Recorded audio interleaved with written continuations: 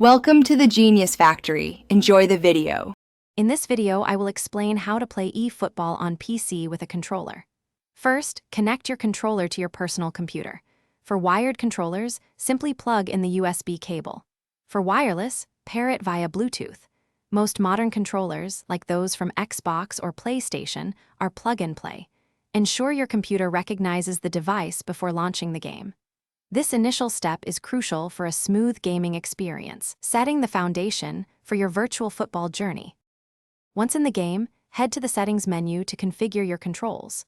Look for Controller Settings or Button Configuration. Here, you can assign actions like passing, shooting, and tackling to your preferred buttons. Take your time to find a layout that feels natural and responsive. Many players customize their setup for optimal performance, ensuring every move is intuitive. Remember to save your profile so your custom settings are ready for every match.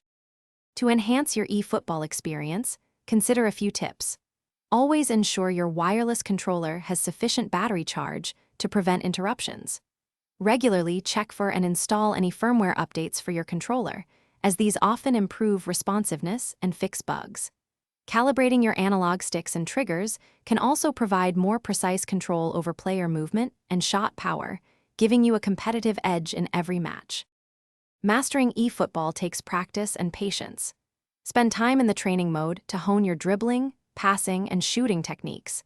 Playing against different opponents, both online and offline, will help you adapt to various playstyles. Don't be afraid to experiment with different formations and player instructions. Finding a strategy that suits your style will significantly improve your performance and make every victory even more satisfying. Thanks for watching. If you found this helpful, don't forget to like and subscribe.